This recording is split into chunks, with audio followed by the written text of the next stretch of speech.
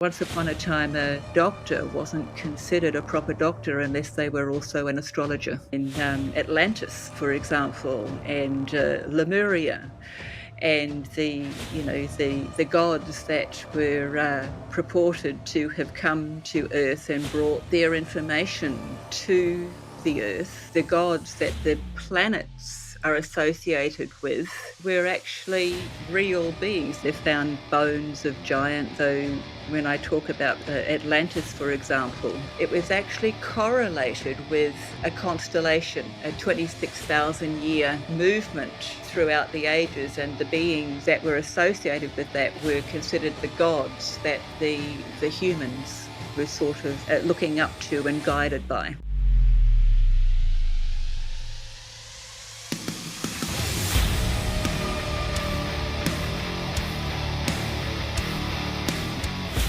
So we're live.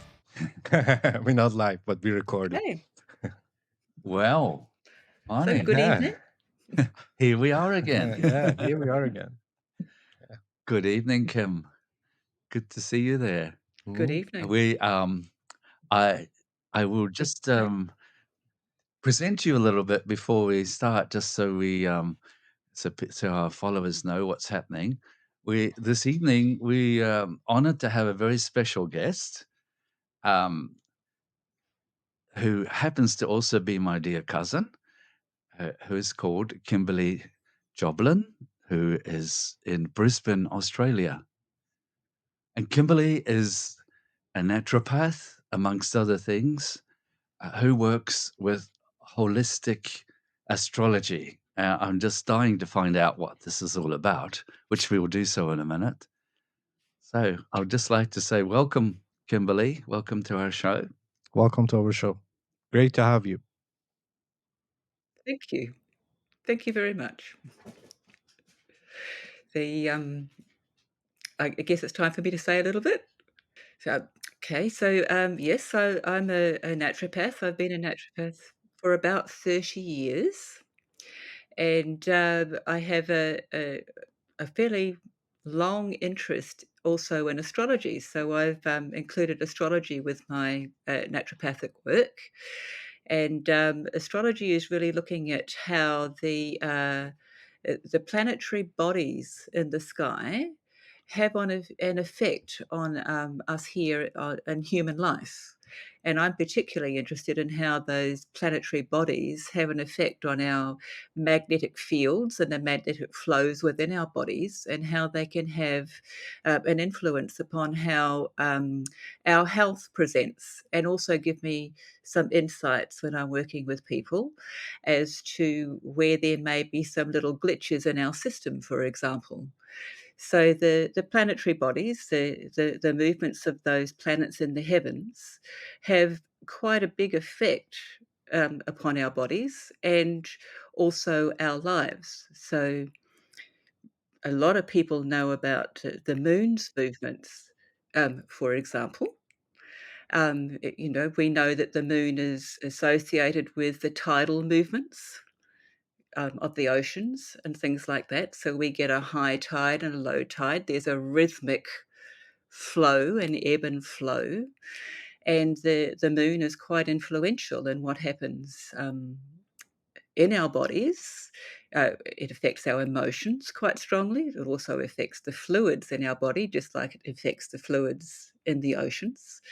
And there are some people who spend quite a bit of time using the movements of the moon to look at when they might do particular things in their gardens. So they might plant crops that are above the ground or below the ground at certain times.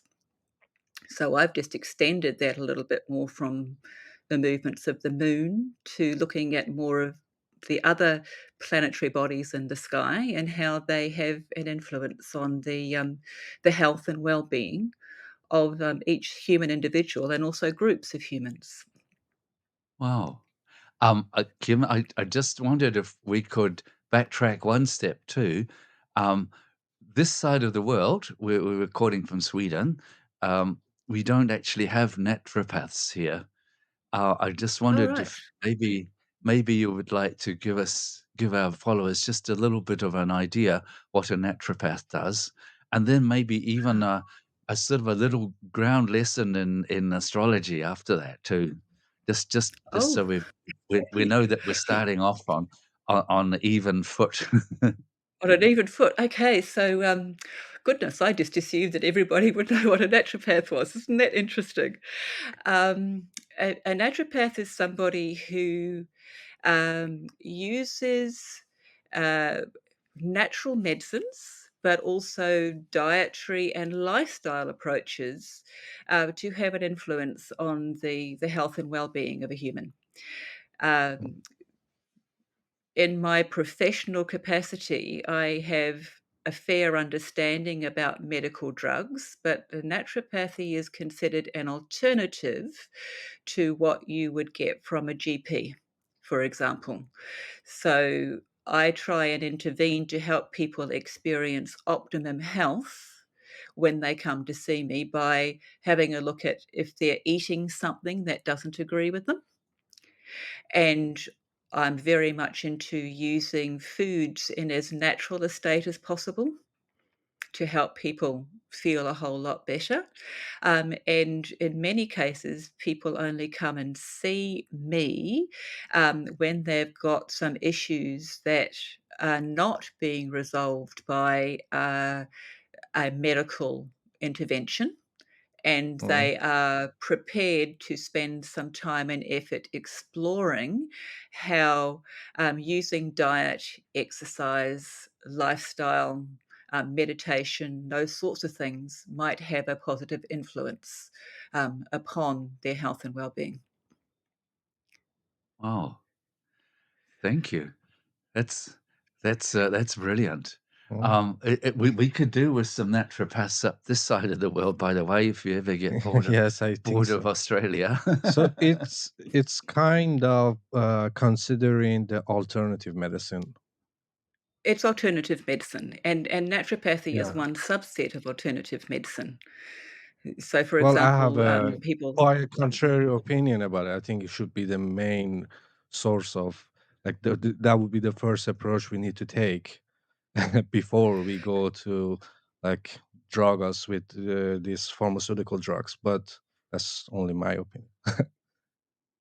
Um, well, once upon a time, that's what people did was you had the old wives' tales and, um, mum and grandma would know some things to help you feel a little bit better, and then sort of things changed a little bit when, mainly in the 19th century, when doctors became more mainstream and pharmaceutical companies started to come more to the fore. Yeah. So, yes, I do agree with you. Natural medicine I and guess because alternative of I think approaches.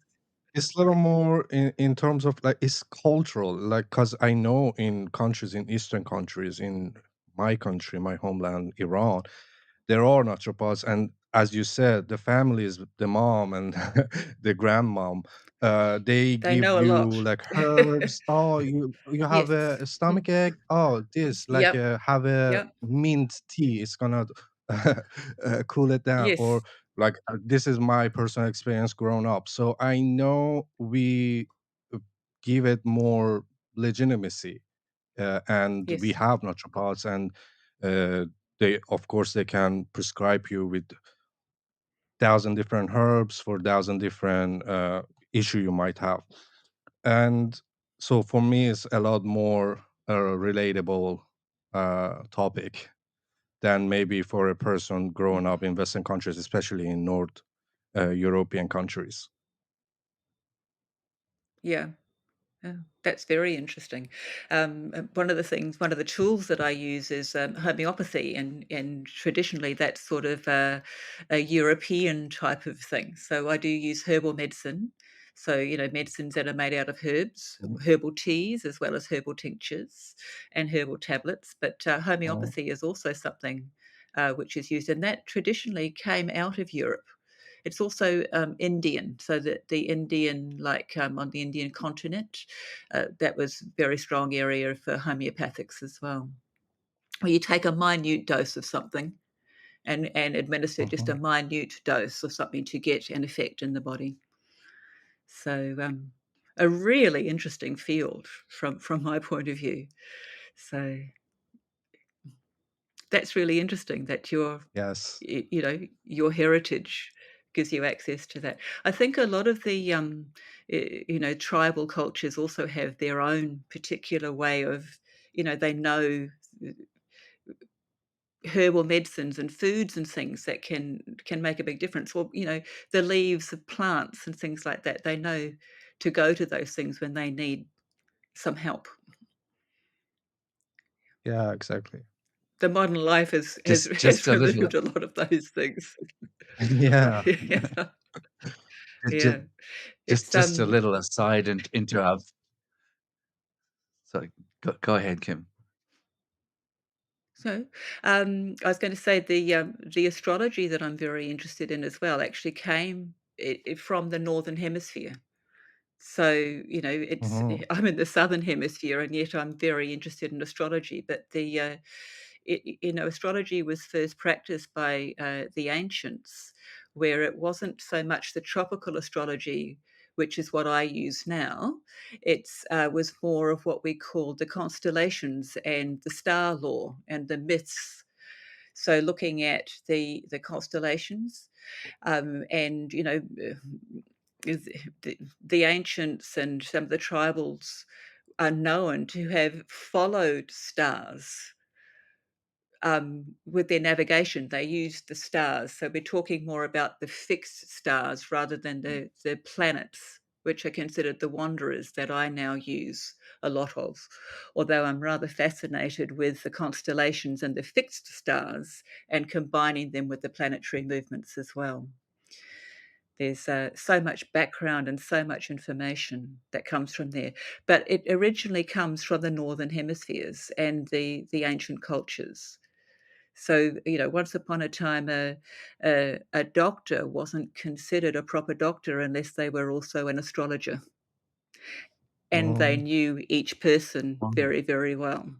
So, unless you knew your patient and unless you knew the astrology, uh, you just weren't considered a worthwhile practitioner, if you like. Any So, particular culture in Northern Hemisphere? well, the astrology that I now use really came from the Greeks, and then the Italians is the more modern astrology. But Mhm. certainly the Sumerians and the Babylonians are the ancients that we first have recorded information that they were actually following the stars and looking at eh, astrology in a slightly different form to what we are using in these modern days. And Mhm. definitely, you're looking at uh, very interesting information from trade between the Chinese and the Turks, for example, and things like that, and sharing information about astrological law and mythology and things like that. And then the Greeks sort of took some of that shared information and created the system, which is the basis for what I now use. So astrology is really ancient stuff. And I Yeah. mean, I'm a believer in Atlantis, for example, and Lemuria, and Mhm. the gods that were purported to have come to Earth and brought their their information to the Earth. Mhm. And there's some fascinating information that's been revealed that the gods that the planets are associated with that I now work with were actually real beings. The mythology uh, in Mhm. the astrology and ancient civilizations and the mythology of several civilizations has actually been shown. They've found bones of giants and things like that. So when I talk about Atlantis, for example, and the Atlantean information and that age, it was actually correlated with a constellation, a 26,000-year movement throughout the Mhm. ages, and the beings, uh, the that were associated with that were considered the gods that the humans were sort of, looking up to and guided by. Very, very interesting stuff. So it's really a lot of shared information between different cultures, and Mm. different cultures Mhm. have their own versions of both naturopathy and astrology, and mythology as well. And I'm fascinated with all of those different subjects. I don't know if that answers your question or not. Yeah, I think it did to Um, the Yeah, fullest yeah. potential that I didn't. Yeah. um, But It's oh yeah, but no, I'm just thinking that yeah, that the Atlantis part is a rabbit hole that we're gonna get to. But Oh, before that, it's fascinating. yes, I know. Sorry. We briefly mentioned that before in our podcast, but we didn't get into it. So it requires its own episode. mm, But Oh, absolutely. maybe we can get into it a little here. Yeah, but before that, just in terms of what you explained about from the information that you get and with the knowledge that you can get from the like a sign of the person that being burned in what time and everything. Let's just put it in practice. Like I've been burned in October 13, 1987, and let's say I have Mhm. heartburn. So does that help or does that clear up anything for you to So how people how who should I are approach my born problem? so people who are born in October will Mhm, really tell me that birth date will tell me about your sun sign, but it doesn't mhm. tell me anything else. Okay? And, Okay. so your people who are born at that time fit into a sun sign category that we associate with the zodiac of Libra. Yes. And a little bit later in October, you would have been moving more into the sign of Scorpio. So Mhm. there's certain dates that we associate with the sun sign. And there are some astrologers who specialize in sun sign astrology, which is the type of astrology that you would normally see in a magazine, for example, or a newspaper, because you're able to give some broad information about the Libran sun, the sun being the greatest luminary in the sky, and Libra being a person who is often very concerned with duos, very important duos in life to do with partnership. It's often to do with marriage and things like that. When it comes to looking at your health, we associate Libra with the lower back, and we associate Libra with the kidneys, because Libra is talking about the scales and balancing the scales. When we look at the symbology of the Libra information that we look at in the zodiac. And we're often looking at, for example, cellular fluid balance in terms of your pH balance. So the potential of hydrogen and whether you're too acidic or too alkaline, and trying to maintain that balance. But in terms of heartburn, I'd really need to know your time, date, and place of birth um, to to give me more information. So when someone's dealing with astrology, your sun sign tells you very important information, but I'd want to know your moon sign. In terms of health astrology, your moon sign is more important than your sun sign. Ah, okay. And more important than that, we look at what we call the moon phase. So whether or not you were a full moon baby or a new moon baby, or there's various different moons. So how much light is reflected in the moon at the time of your birth, And then those are the 2 main luminaries that we deal with, but then we deal with another 5 planets, which are considered the personal planets. So when I'm doing health astrology, I'm using, Greek astrology, if you like. I'm using what's called ancient astrology or traditional astrology, where we are limited to 10 planets, basically. The 7 personal planets, the 2 social planets, which are Jupiter and Saturn, and then I look at the 3 other planets, which are more societal planets, like Pluto and Uranus and Neptune. So there are a number of planets, and each person will give an individual picture or have an individual blueprint depending on the picture that we get in the heavens at the exact moment of your birth. And it gets very complex when I'm looking at somebody's health. So, in terms of heartburn, I'm looking at what might be going on with your microbiome. I'm looking at what might be going on with your digestive system. I'm looking at what might be going on with allergic reactions. There are many, many things, and just your sun sign won't give me enough information to be able to be accurate about what's going on with you.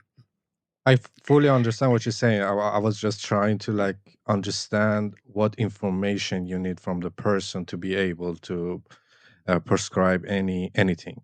And what you're saying, I was just listening. It feels like uh, astrology give you a compass for the body, It and does. what exactly what you can use, or what medicine, if it's like a conventional medicine or herb medicine, then you have a better understanding of the condition that the person has, with the Yes. compass that astrology gives you, how their body function, how their organs function. And yeah, that's actually very, I don't know why, is there any like a pushback against what you're saying, or Well, your it's it field of because study? astrology is considered, more of an art form than a science. Yes, if you're somebody who is into, double placebo trialed, blind, studies, astrology's, not really gonna be your cup of tea, perhaps. Astrology is really, there are, uh, the person who is observing, for example, the two-dimensional circular chart that I would create, the person who is doing the observing actually has a very large input in terms of uh, how well they can connect with the person that they are reading for, if you like. And as I was mentioning to Lyle a little earlier before we started the podcast, it's the the actual observation of somebody's personal information is what gives it a lot of weight. It's the observer and the act of observing it that actually starts to bring it to life. And it's an interaction between the person asking the question and the person giving the answer that really has the most input. It's about a connection, making that connection in a way that is going to be meaningful to the person asking for the assistance, if you like.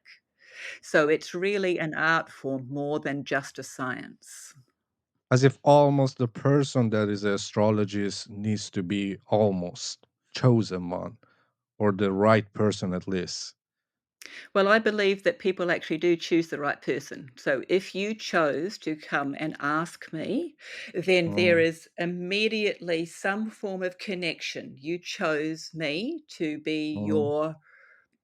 your instigator or to give you some direction, if you like, Exactly, and guidance. Yeah. some guidance. Yes. Mm. And that's really what it is, because it comes back to what you are able to do with that guidance as to how effective that guidance might end up being.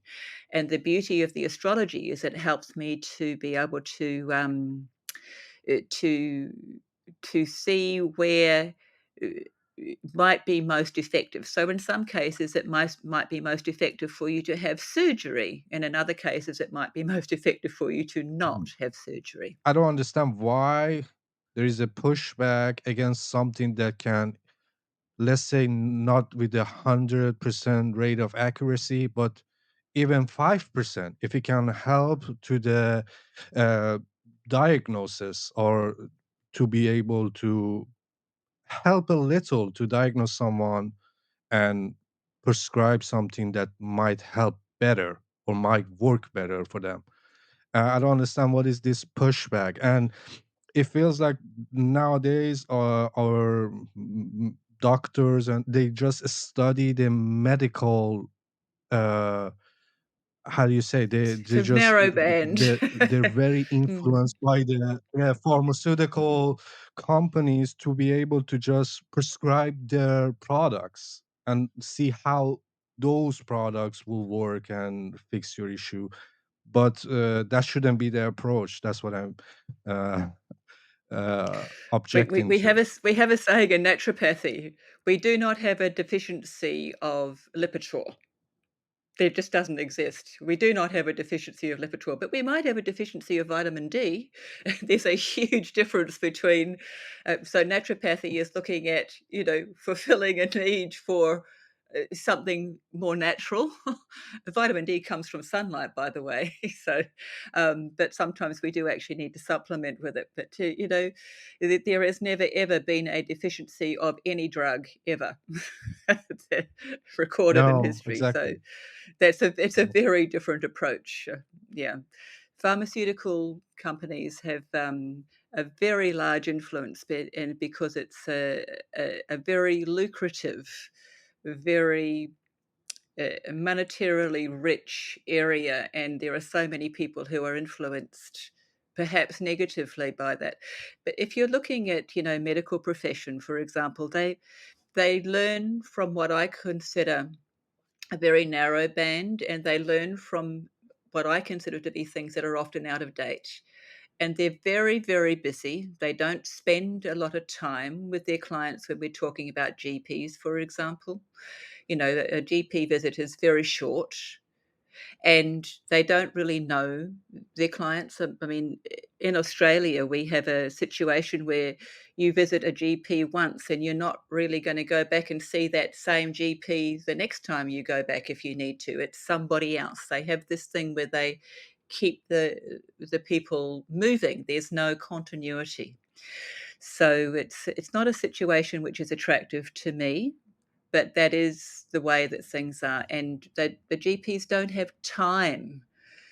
So they're influenced very much by pharmaceutical reps whose job is to sell them information and keep in top of their mind the latest drug that they want to sell. So it's a very different situation in the medical situation, um, to what is happening in a more natural um, health setting where a lot more time is spent with a client and getting to know that person and their needs, and trying to empower that person to do more for themselves and have more confidence to do more for themselves.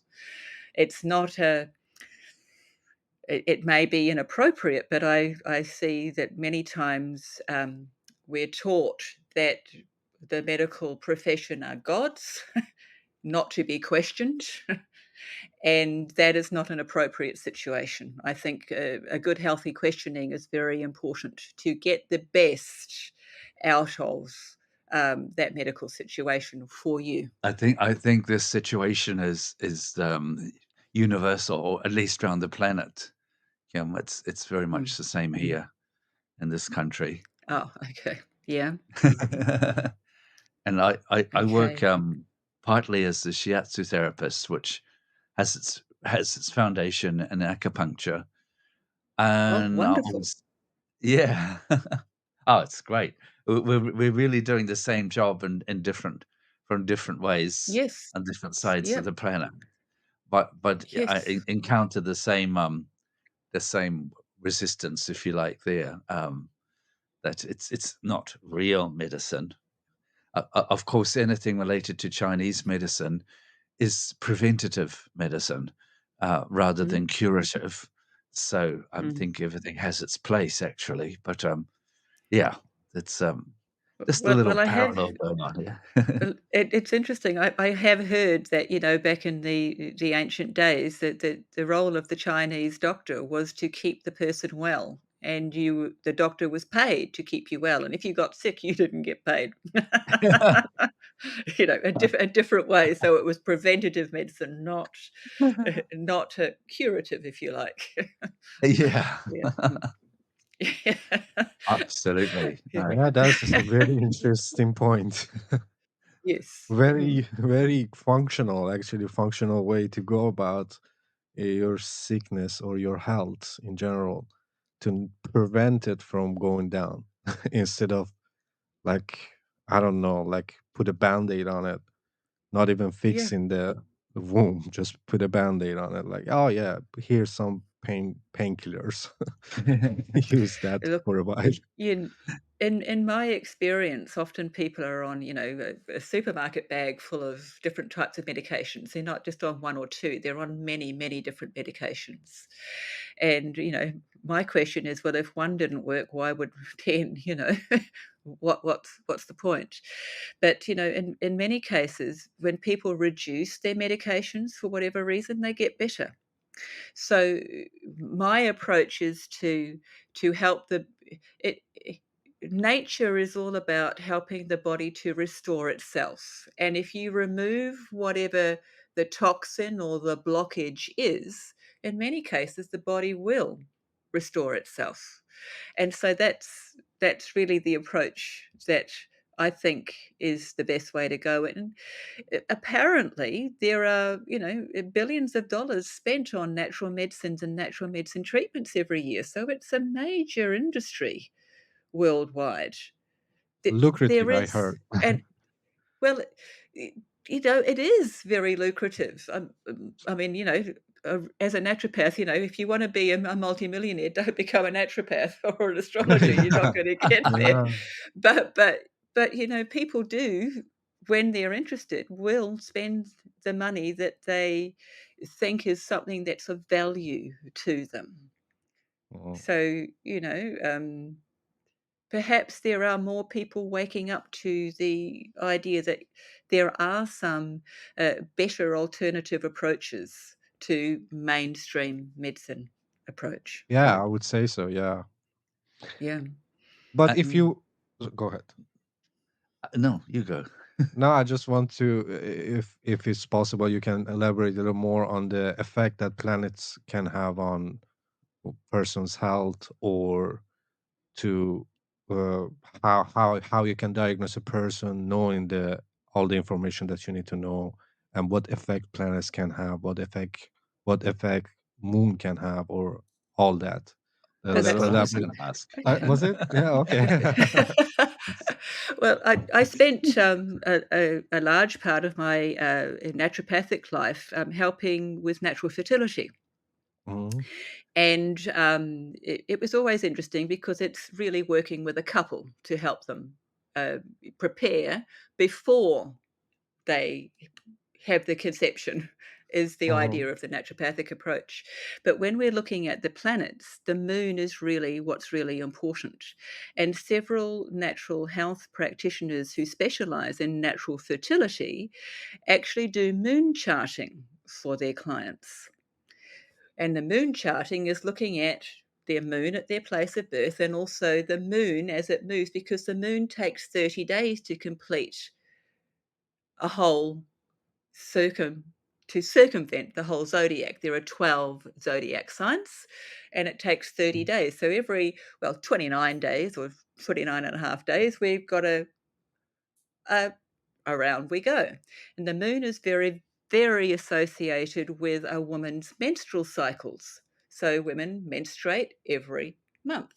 So having a look at the moon sign of a woman is very, very helpful in natural fertility. So the moon is very much associated with water, and the moon is very much associated with an expanding belly, like you would get when you've got a baby in the belly, Slowly, yeah. you know, that sort of thing. So the sun, when we're looking at natural health. So the sun, how about if I start going through sun and doing it, looking at sun signs and how the planets that are Mm, associated with each of those sun signs can give a little yeah, bit of information about health. So I'll sounds great. start with what we call the natural zodiac. So in the natural zodiac, we say that the first sign of the zodiac is Aries.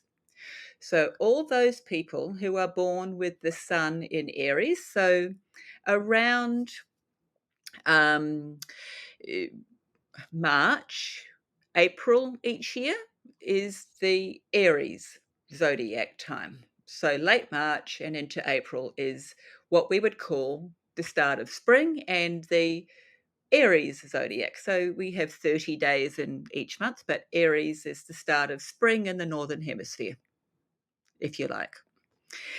Aries sun signs, the planet that we say that is associated with the Aries zodiac is Mars. And Mars tells us a lot about males. The little symbol for Mars, which is a little man with an arrow, little head with an arrow, is very much associated with the semen and what we call the male symbol. So you might see a Mars symbol on a male toilet, for example, and it's sort of universally associated. So Mars is very much associated with generally more aggression, if you like. It's very much associated with surgery. It's very much associated with heat. It's very much associated with the nutrient iron, iron phosphate. It's very much associated with inflammation and inflammatory processes and infection. So, somebody who is an Aries sun sign, for example, I'd be very interested in having a look to see where their planet Mars is in their zodiac sign. So the next zodiac sign that we look at is Taurus. So the next thing that we come along to, the sun in Taurus, people who are sun in Taurus, Taurus is associated with the planet Venus. And Venus is associated more with females. And you'll see the symbol for Venus is actually a circle and a cross. And you'll sometimes see that on a toilet associated with a female. These days, we actually have a different symbol because there's a third gender as well. Sometimes you see Mm. there's a a Right. half a dress, sort of thing on the toilets. But basically, the a Taurus is associated with the planet Venus, and Venus is very much associated with the female ovaries, very much associated with more of a female type of sign. Venus, we say, is more along the lines of the female reproductive areas, just to be sort of general. Next, we're going to move along to the zodiac that comes after Taurus, and that's Gemini. Gemini sun signs, the the planet that's very strongly associated with Gemini is Mercury. And Mercury is the fleet-footed winged god who moves backwards and forwards really quickly, and we are in a Mercury retrograde at the moment. Mercury is very much associated with people's nervous systems and how stressed they get, etc. But Gemini in particular is associated with the respiratory system and the arms and the shoulders and things like that. The next zodiac sign is Cancer. So the sun and Cancer people are very much associated with the moon. So we associate a planet with each of those zodiac signs. And the moon, like I said, is very much associated with, fertility and pregnancy and swellings and water and that sort of thing. But moon is very much associated with emotions as well. So the next sign in the zodiac is Leo. and the sun in Leo is actually the planet associated is the sun. So, yeah, I'm a Leo, Leo sun sign. Um, Are you a Leo? it gets more Yes. Ah, interesting. okay. Yeah, yeah.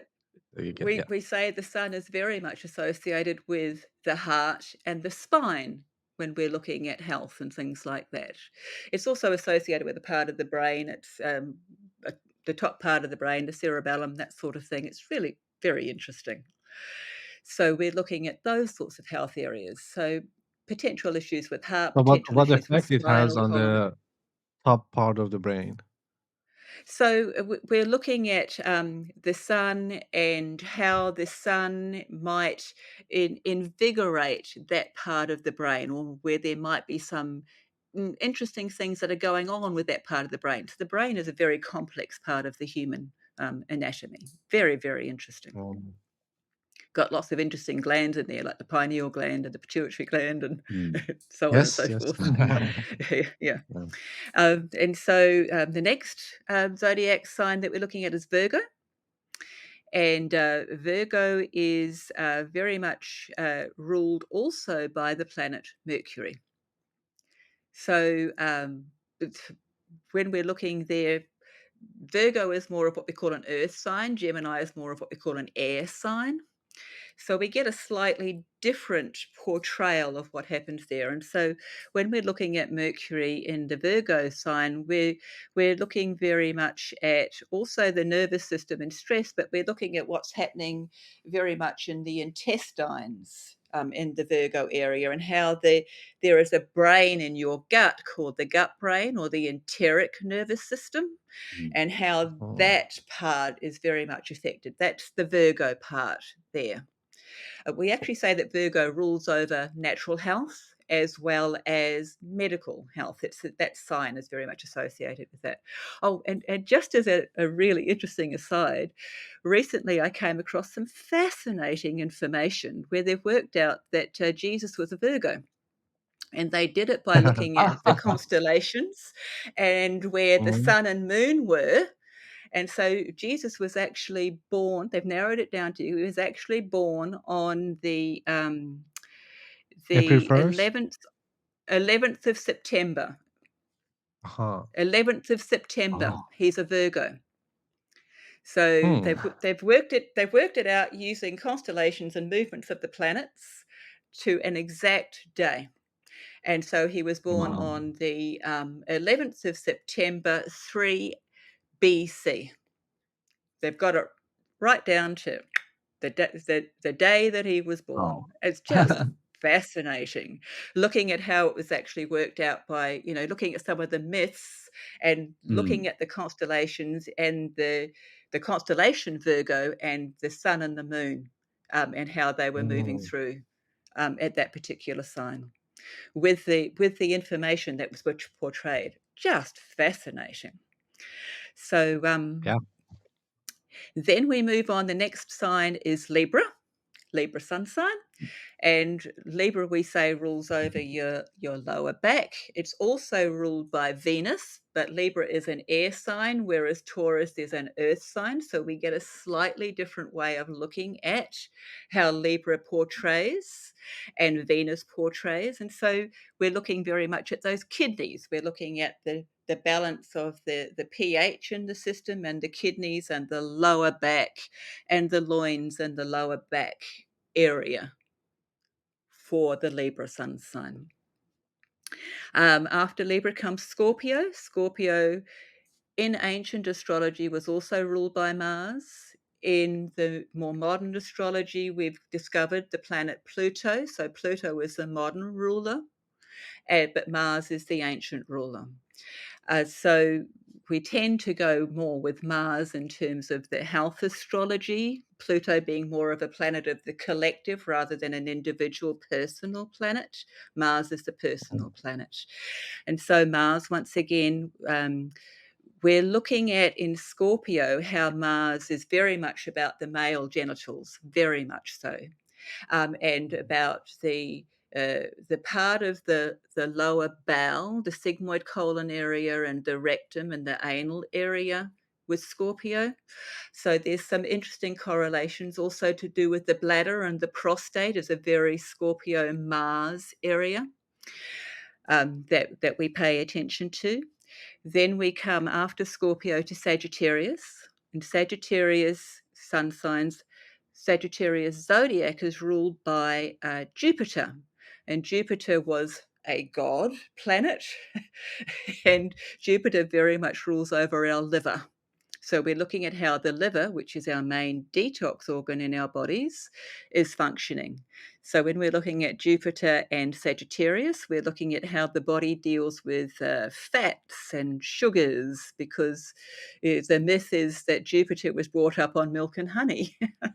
He was brought up on the good life. So it's a pretty interesting way of looking at um, that side of things. Then after we get Sagittarius, we move into the sign of Capricorn. And the Capricorn sun sign is ruled by the planet Saturn, and Saturn is one of what we call the social planets. He's not strictly a personal planet. So Saturn very much in Capricorn is telling us about what's happening with the skeletal structure, the bones and the joints, and also barriers. So we're looking at the skin, which is a barrier between the inner and outer body, and those sorts of things. After Capricorn comes Aquarius. Aquarius in ancient astrology was also ruled by Capricorn. But in modern astrology, we've now got a telescope, we could discover the planet Uranus. But once again, Aquarius is more of an air sign. Capricorn's more of an earth sign. We get a slightly different way of interpreting the planet Saturn associated with Aquarius.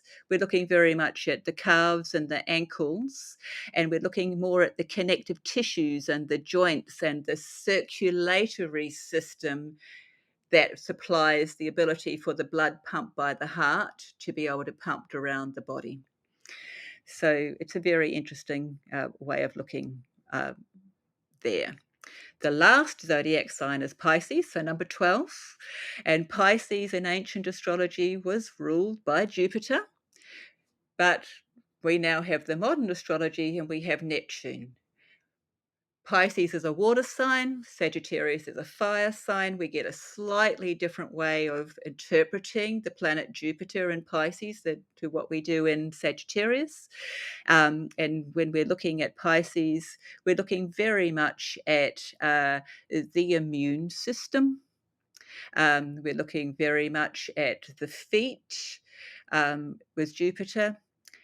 We're looking very, very much at how the liver processes the lymphatic system, which doesn't have a circulatory system, but it's part of the immune system, a very important part.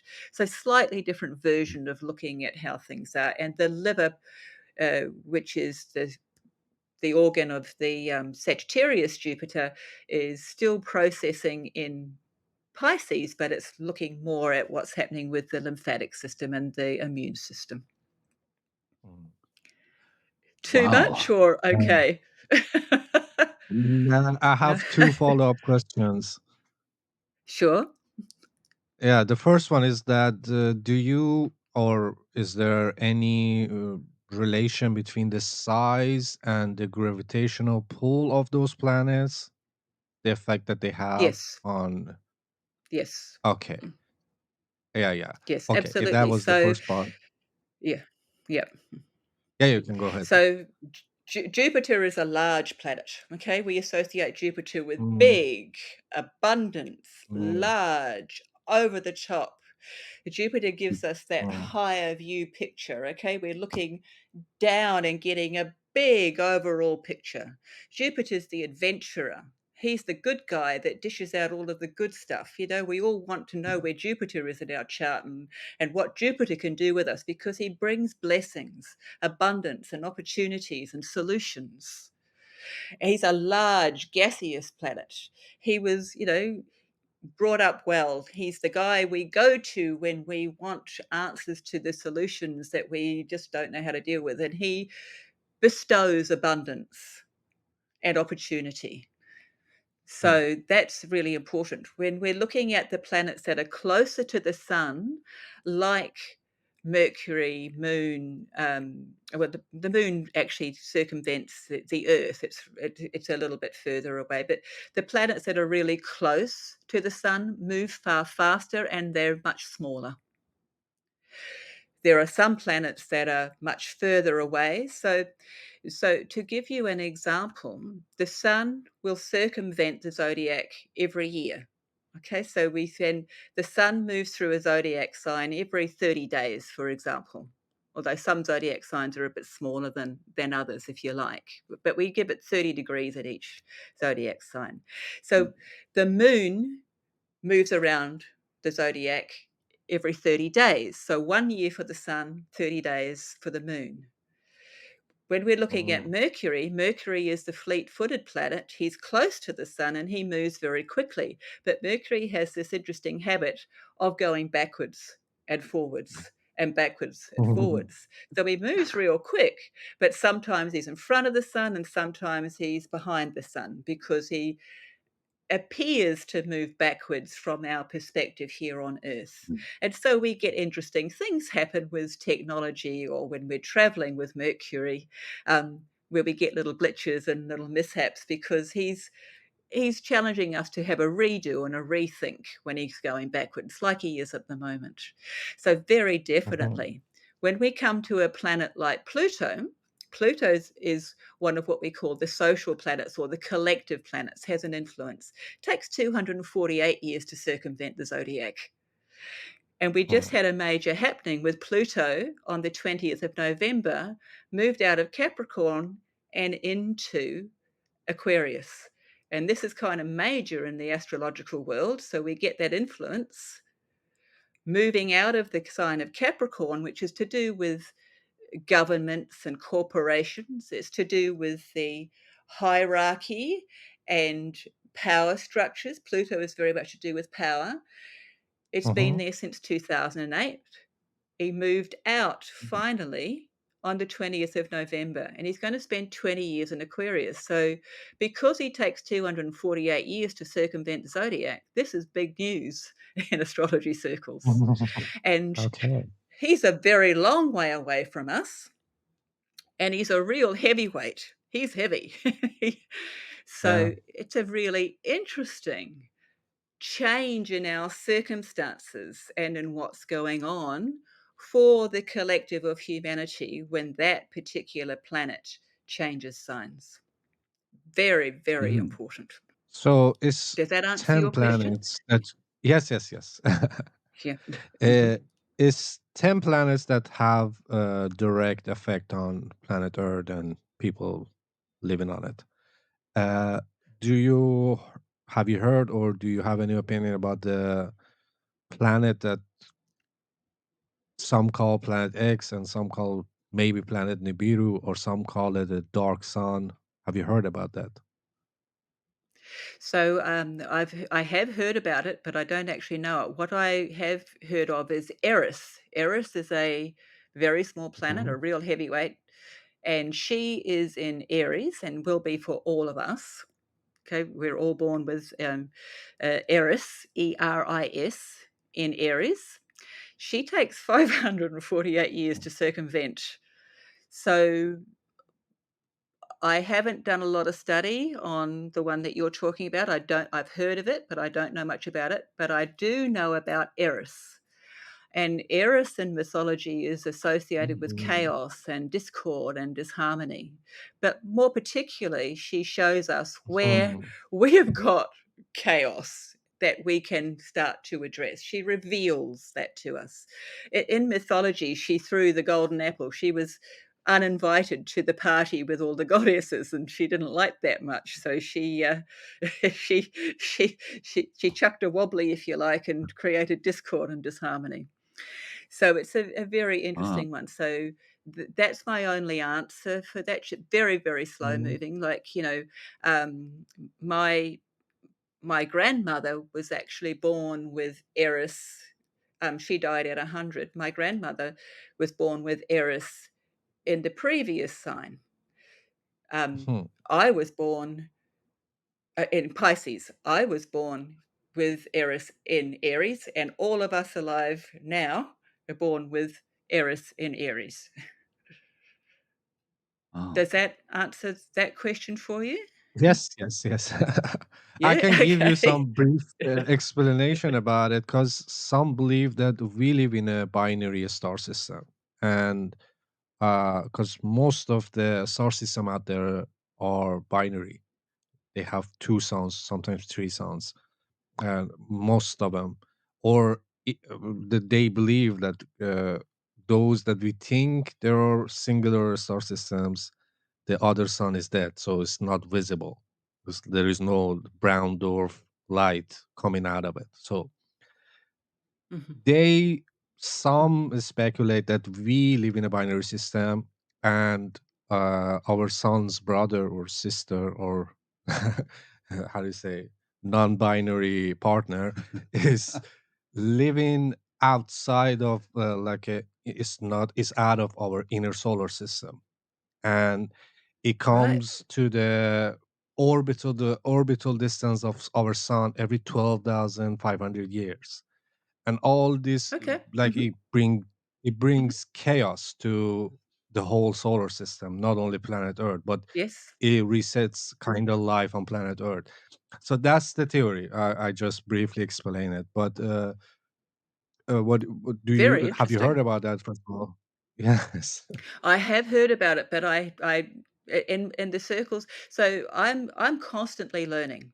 I have some, favorite teachers that teach me, and they haven't been talking about that. So I've only heard about it sort of, on the sidelines. So I don't have any real formal teaching or understandings of that.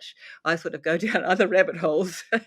I actually include asteroids in the astrology I do as well. So I'm interested in the asteroids, but there's an asteroid belt, and it's certainly not the same sort of level of things that you're talking about.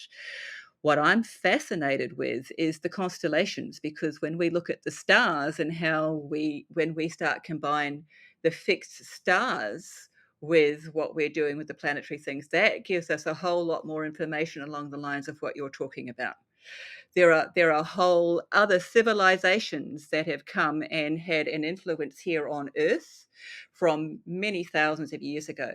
So we talk about what we call the precession of the equinoxes. So we go through an age of 26,000 years, and we're talking about a constellation. So, for example, um, in the age of Atlantis, we're talking about a 26,000 year time frame. For example, where we're looking at the Sphinx and the the information that the Egyptians connected with Atlantis were celebrating. And you look at all the things that the people were celebrating and what they believed and the types of technologies and things that were Mhm. available. It's associated with that 26,000 year, what we call precession of the equinoxes, or a movement. We change um, which part of that which constellation it is that is sort of ruling over our way of thinking at that particular time, our existence. That's my only understanding with those things. And isn't it so that we are just now at the beginning of the Aquarian age? We're just well, the Aquarian age has been coming and going and coming and going, but now that Pluto has Okay. moved into Aquarius, we've got yet another step forward more into the age of Aquarius. Very, very definitely. So Pluto's going to be there for 20 years. It's a big thing. It's a big thing. And yes, we're definitely moving more into the age of Aquarius. But when you look at the constellations and how the planets line up with the fixed stars and things, we're not quite into the age of Aquarius yet. We're still in that movement through. It takes a while. But Yes, I can yes, understand that. we are Yeah. certainly dipping our toes into the age of Aquarius. We are moving more and more into that. Yeah. And I Y associate Aquarius with Atlantis very much. yes, same. Yes, yeah. Yeah. And my Yeah. dear mother, your great aunt was, as we've discussed earlier, was very interested in astrology and astronomy, and I she was constantly talking about this, that we need to really prepare for being coming into the Aquarian age where we're really in a whole new ballpark of how we act, of enlightenment, a much, Absolutely, yeah, it's a whole new paradigm, paradigm shift. yes, thanks. Yep, A shift upwards, yeah, an upgrade. yep. There we go. Well, But one thing yeah, that well, we'll just be talking I think it yeah, sorry, go ahead.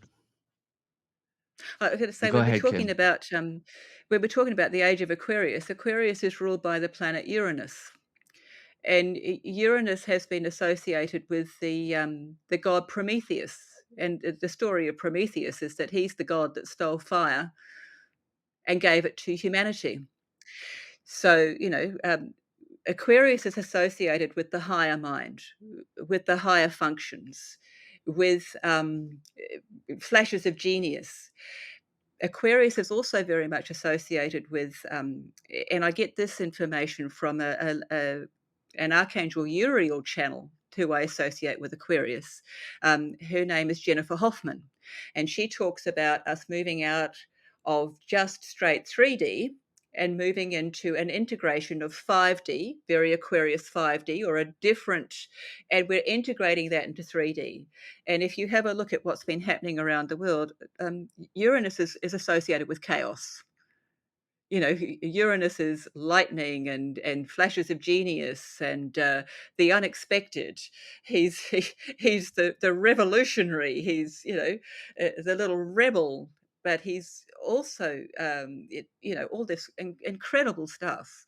And as we have these different possibilities presented to us, more and more people are actually moving away from that very dense Capricornian 3D type of control to a different type of existence, which I believe exploring Atlantis gives us real insights into a different way forward for humanity.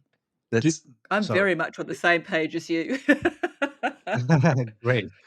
I think. Do you think Atlantis was a city or was a like a global,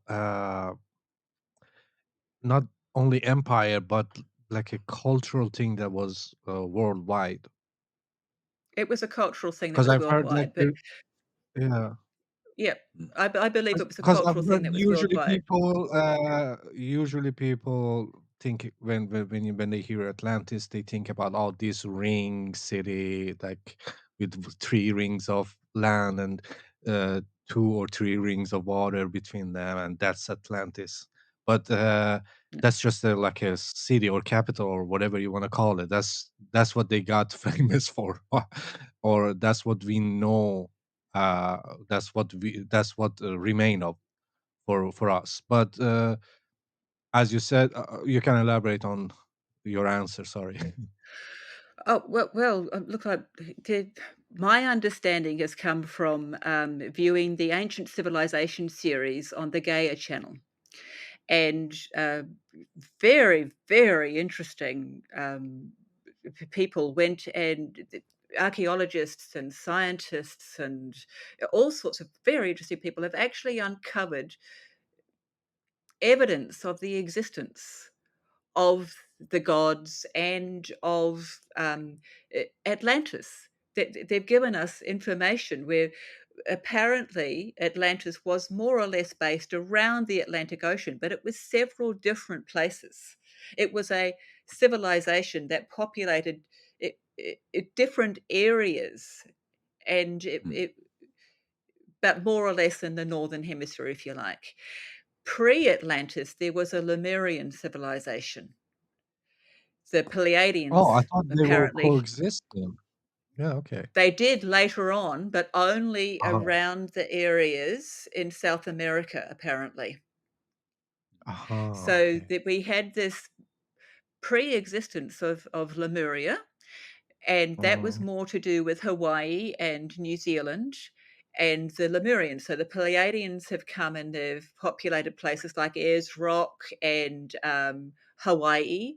And my ancestors, I'm part Maori, so my ancestors came from that Pleiadian, Lemurian, Hawaiian stock to mm, New Zealand, and we have more of that Hawaiian, Palladian, Lemurian type of energy more around the island of Mu and around the South Pacific, whereas Atlantis, my understanding, was more around the Atlantis and North Atlantic Ocean and North areas. But when you mm, look at, well, I was absolutely fascinated to view the ancient civilizations on the Gaia channel, and they keep on mm. coming up with more stuff.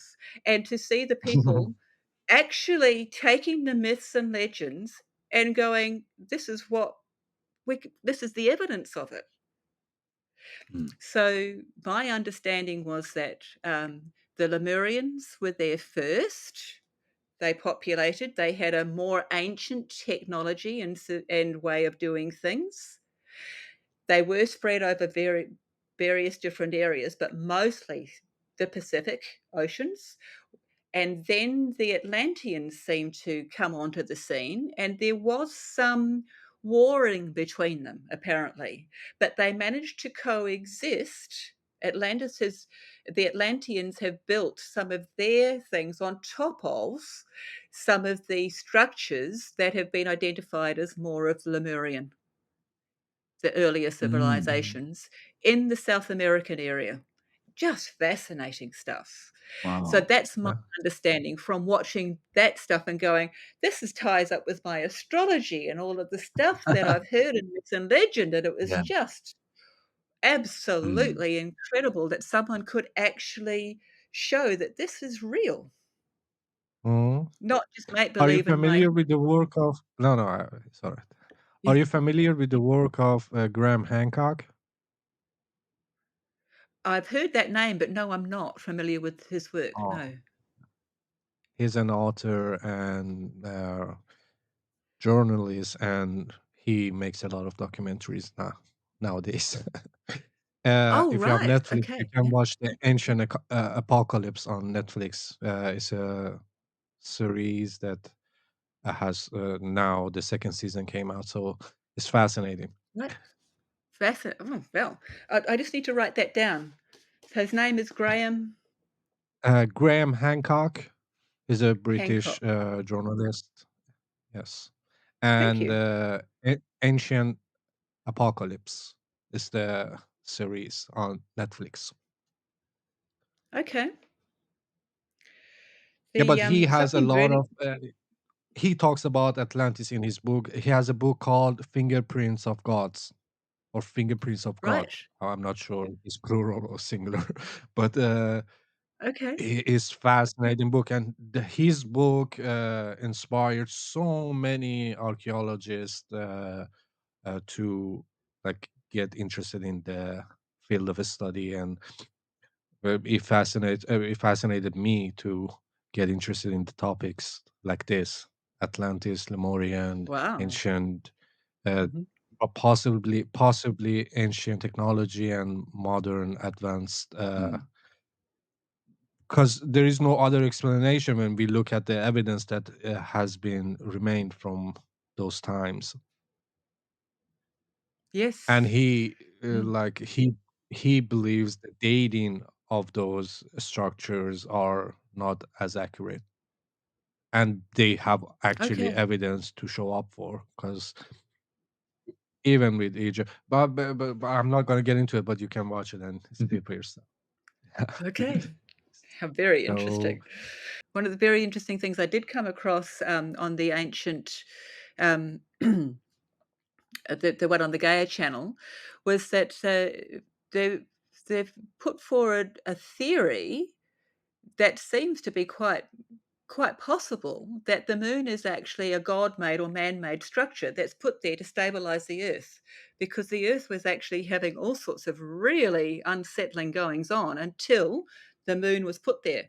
And they found it, by the astronauts going to the moon. They actually dropped one of the things that they used to hold them down when they took off, and they got this bell reverberation that just went on and on and on. So they figured out the moon is hollow.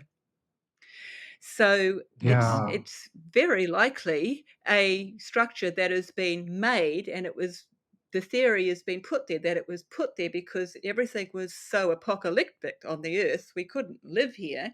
They Mhm. put the moon there, and the moon has become this very important thing that stabilizes everything, Mm.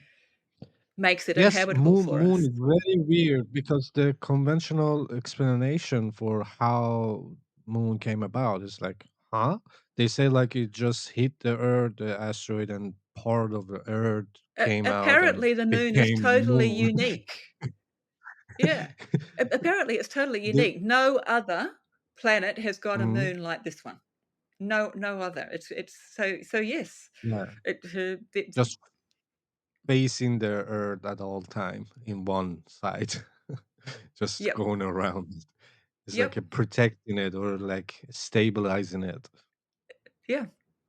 So that theory makes sense to me. Yeah. Perfect sense. Yeah.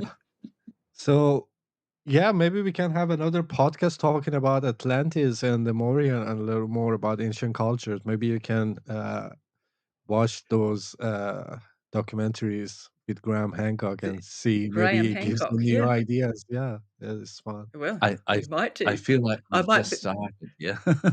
Yeah, Yeah. you can be So, a yeah. regular in our show.